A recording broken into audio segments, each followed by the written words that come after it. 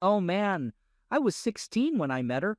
We were together for 2 years, and she was the first girl I had a relationship with that lasted more than a month or so. She was my first love. We attended a house party together on New Year's Eve, but we got separated after the main party ended, and everyone went their own way. I left with my friends. She texted me saying she was tired from the party and heading home to sleep. Unfortunately, the friends I was hanging out with thought it would be a good idea to go back to the house and crash there. When I arrived, I found her in bed with a guy I didn't know, and she wasn't wearing any clothes. The next day, we broke up, and I haven't spoken to her since. Not the best way to handle the situation, I guess. After that incident, it took me a few years to get into another serious relationship. We dated for a year, and then she moved in with me in my small, one-bedroom apartment. We lived there together for a year. Eventually, I decided to take a mortgage and buy a two-bedroom condo. She was still a student at the time, so we mostly relied on my income. She didn't have many classes, so she stayed home a lot. Some of my friends thought she was taking advantage of me since I was the one financially supporting us. I never gave her money directly, but she also didn't contribute her fair share. Sometimes she would buy random groceries, but that was about it. Things started to change when I began working long hours, often doing 12 to 16-hour shifts. Our interactions became less frequent. She became more engrossed in her phone, and my jokes no longer amused her. It seemed like everything I did annoyed her to some extent. Our bed life also completely fizzled out. I didn't even bother asking if she wanted to join me when I went out with friends because all of my friends seemed to despise her. Anyone noticing the red flags? But I still held on to hope that things could be fixed. Then one day, her phone lit up on the living room table while she was in the bathroom.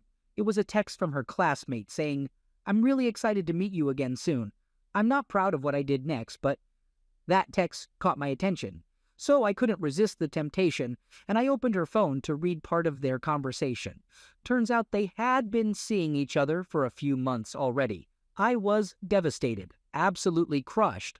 I felt dizzy and sick to my stomach, like my entire world was crumbling. I started reading one of the explicit texts out loud, loud enough for her to hear.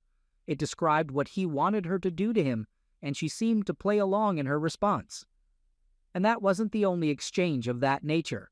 She quickly rushed out of the bathroom, grabbed her phone, and accused me of invading her privacy. I admit I did cross that line, and I'm not proud of it. She insisted that it was just messages and nothing physical had occurred, but I couldn't bring myself to believe her. I told her to gather her belongings and drove her to her mom's place. The car ride was silent, both of us knowing it was the end. She cried while I remained stone-faced, trying to appear as cold as possible. I told her I needed some time alone and went back to my place. I poured myself a whiskey, confided in my best friend about what happened, and asked him to come over because I didn't want to be alone. He came over with more drinks. We watched the first 3 die-hard movies and continued drinking. I let out my frustrations while he listened. The next day, I called in sick from work. Since my friend was unemployed at the time, we went to the grocery store and grabbed some empty banana boxes. We packed all of her belongings into those boxes. After a few days, I reached out to her and we had a conversation. She still maintained that nothing had happened, but we both agreed that our relationship was truly over. I informed her that I had packed up her belongings and she could pick them up while I was at work and leave the key. She followed through with that. That was the last time we had any communication. A few months later, she became pregnant with the other guy and moved in with him. A year later, she was a single mom. She reached out to me last year through Facebook. She sent a message apologizing and admitting that she had started seeing the father of her child before ending things with me. I haven't replied to her message, and honestly, I haven't really given it much thought until now. My current partner, whom I've been with for 6 years, just sent me a message on WhatsApp while I'm at work, saying that she accidentally left my dog outside for half an hour, and now the dog is upset with her. I told her to give the dog a pig's ear as a way to appease it.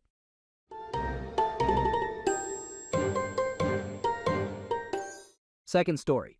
To begin with, I'm a 21-year-old guy, and I've been with my wife, who is also 21, since we were in our senior year of high school. We had a child together and got married right after graduating at the age of 18. So we've been together for a little over 4 years. Lately, I've been traveling for work and spending weeks away from home. During one of these trips, my wife started texting me saying that she doesn't want to be together anymore. It was quite shocking because I was 1,500 miles away from home. Receiving these messages about her not wanting to make our relationship work. We agreed that we would have a more detailed discussion about it when I returned. Around 8 months ago, my wife became best friends with my aunt. They would often hang out together, and I would occasionally join them. My aunt has a boyfriend whom I've known for more than 10 years, and I consider him part of the family. While I was away for work, my wife spent a lot of time at their house. At that time, I didn't see any issue with it, since they were her friends, so I didn't think much of it. So I come back home after working across the country, and I find out that my wife's friend has been living in our house for free the whole time I was gone. Normally, that wouldn't be an issue because I don't mind helping people out. But this friend completely trashed our house and let it become disgustingly messy. It made me realize that my wife was hardly ever home. Instead, she stayed at my family's house while I was away, completely neglecting our pets, the house, and our child. She would pass our child off to others while she went out partying all the time. Finally, my wife and I sit down to have a serious conversation about our relationship and why things weren't working out. She barely looked at me and couldn't talk for more than 20 minutes before going back to my family's house. She stayed there for a week after I returned, telling me that I'm the problem and talking about co-parenting. She claimed that we were toxic and shouldn't be together. Before I left for work, everything seemed fine between us, or at least that's what I thought. Like any relationship, we've had our ups and downs, but I genuinely believed our relationship was going great.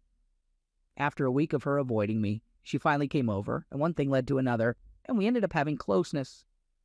She left that night, but said she would stay with me another night.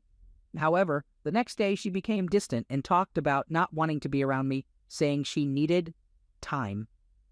Throughout all of this, her friends and my aunt kept telling me to give her space, and claiming that she was just confused.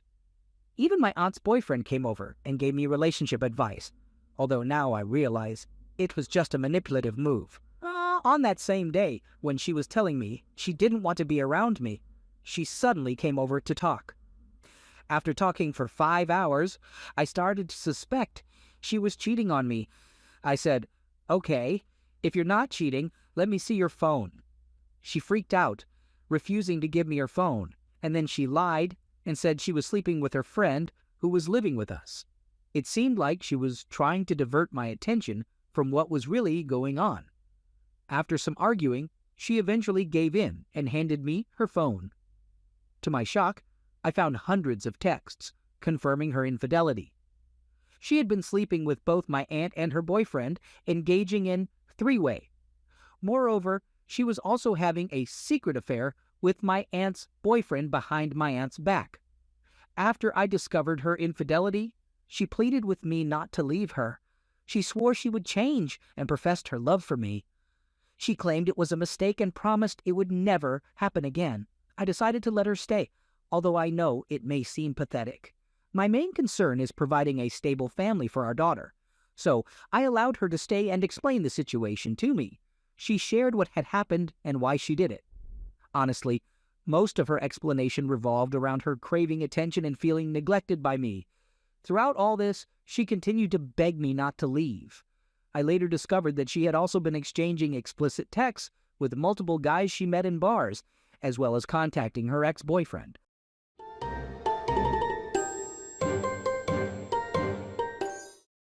Third story.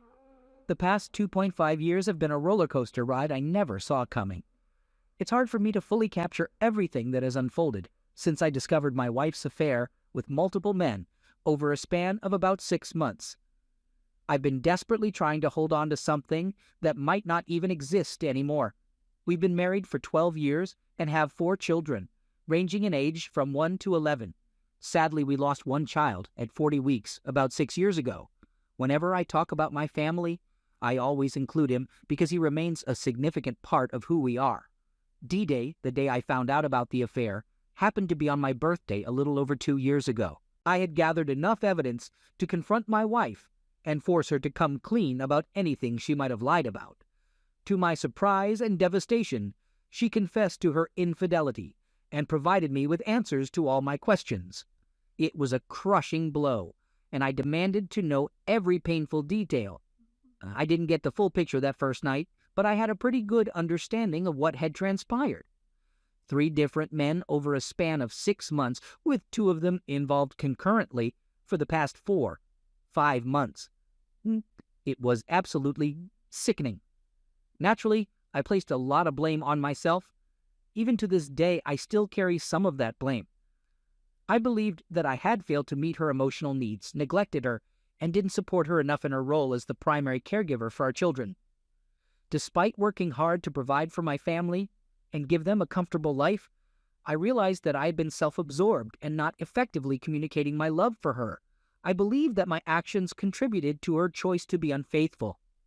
On that first night, she expressed uncertainty about whether she wanted to work things out and asked me, "Do you really want to do this? Is it worth the effort to try and fix this?" I knew she had mentally checked out and had little desire to salvage anything, but I couldn't let go of the woman I deeply loved, even after she caused me so much pain. Why did I choose to stay? In the following days, she ended things with the 2 men she had been involved with. However, she would later have a relapse and meet up with one of them, which only added more pain to the already wounded situation.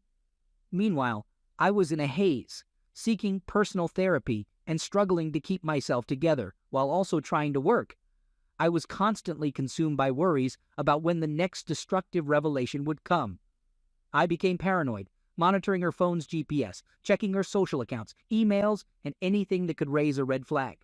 Surprisingly, she willingly gave me access to her passwords, aware of my actions. Time continued to pass. During the summer of 2019, she finally admitted that she didn't have any emotional attachment towards me anymore and believed that our relationship had lost its spark. She claimed to love me as a person, but not in a romantic way. I attempted to explore new hobbies, but ended up abandoning them because they reminded me of painful memories. The counseling I was undergoing reached a point where there wasn't much more to discuss without involving my wife, so I decided to stop going. And so, time continued to pass. But why did I stay? I repeatedly suggested marriage counseling, hoping it could help us. But she always rejected the idea, claiming she didn't see the need for it or wasn't ready to address her own emotional wounds. I guess the years of emotional neglect on my part had taken a toll on her and made seeking help unappealing. I suppose it makes sense if she had mentally checked out and didn't want to invest the effort. And so, time continued to pass. We made a terrible decision early on in this whole ordeal by getting pregnant. Yeah, I know, it sounds cringeworthy and not the brightest idea. Maybe it was a way for both of us to escape from all the other horrible things happening around us. The whole story of why we did it and how it didn't turn out as planned is a long one. Our baby boy was born shortly before the pandemic hit, and everything went into lockdown. But despite all the challenges, we love our little guy and wouldn't trade him for anything. Having children only adds to the complexity of dealing with infidelity, and if it weren't for our 4 kids, this whole situation might have ended by now. But time keeps moving forward. Surprisingly, the pandemic and the quarantine period actually worked out better for us, or at least for me. There were fewer triggers since we were together most of the time. I was working from home, so we had more opportunities to be around each other. We didn't talk much about the infidelity, and we kind of just carried on with life. Of course, it's still a struggle for me on a daily basis, because those negative thoughts never really go away. Deep down, you know that everything is still not okay, but it didn't come up to the surface. So we put on a happy face and almost convinced ourselves that everything was fine, and so time keeps moving forward. It's not like everything is miserable all the time, you know. Maybe it's just an act on her part, but we still have fun as a family, watch shows together, and yeah, we have a pretty regular bed life. We try to find moments to be alone together and escape from the kids when we can. Thankfully, we have an older child who can babysit, and when we have family visiting from out of town, we usually take the opportunity to get some alone time. But it really throws me off when she tells me she's not truly happy. She went through a period where she lost faith in God because she didn't feel any comfort from it. As a result, she decided to leave our church, and that caused a lot of conflict between us for a while. However, we eventually adjusted to a new normal and started respecting each other's beliefs. I would take the children to our church while she enjoyed some time alone. Unfortunately, she also lost some friendships within our church community, which made her feel even more isolated. In the past few months, she has found a new group of friends, which is great for her because they do fun things like Sunday morning meetups at the park, bar crawls, bonfires, and BBQs. She's been really enjoying spending time with this new community. As for me, it's made me realize that I'm still stuck in the same place I was when all of this started. I can't help but feel paranoid about what she's doing when she's not home, who she's hanging out with, especially since they stay out drinking until the early hours during these events. She's noticed my concerns and wants me to be supportive of her newfound friendships instead of being negative about her activities. I try to act like it's all okay, but deep down I'm still hurting. And that brings us to where we are today. We recently had a deep conversation about where we stand, and we both feel like we're heading in different directions. We're starting to think that there are too many differences in our lives now, and it's hard to see things improving. She acknowledges that she's to blame for my current insecurities, so she tries to be careful and avoid telling me everything because she knows it could make me feel anxious or jealous. I try to make her understand that it's even more painful when I have to confront her about her lies, and it would have been much easier if she had been honest with me from the beginning. For instance, she decided to carpool with someone instead of driving herself to a meetup and didn't bother telling me about it. Obviously, I eventually found out, and my initial thought was that she might be cheating on me again. I expressed to her that all I want is honesty, and if the truth is something that will make it easier for me to make a decision, then that's great. After all, if she's truly done with our relationship, wouldn't it be simpler to be open about it instead of continuing to make each other miserable? I'm reaching a point where I don't know if I can handle it any longer. I know this is starting to sound like a rant. It's been a few days since we had a conversation, and it feels like she's not being completely honest about everything. The other night, she went to the store to buy things we needed for our upcoming trip while I put the kids to bed. However, she arrived home late and gave me a false reason for the delay. She claimed that the checkout systems at the store malfunctioned right before closing time, causing a long wait for everyone. But that's a load of nonsense. She doesn't seem to realize that GPS tracking is pretty accurate, and according to it, she was in the store parking lot about 20 minutes before closing. Moreover, the timestamp on the credit card charge and the GPS data match perfectly. I even called the store the next day, and they said they had no issues with their systems the previous night. Then, about 40 minutes later, she finally reaches out to explain what happened and that she's on her way home. Couldn't she have texted me while waiting in line to give me this explanation? I had sent her texts during that same time, but she didn't bother to respond.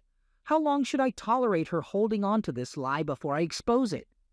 And when I do confront her, how should I approach the situation? It seems like if I call her out on most things, she doesn't even try to hide it. I'm just really angry and frustrated after our conversation about honesty. I think I might tell her that it's best for us to try a separation. Neither of us wants to be the one to actually say it out loud. The only thing that's been holding us back from taking real action is our shared agreement that we want to keep our family together for the sake of the children. Not to mention the financial burden of a separation. I'm the only one bringing in income, and she's a stay-at-home mom.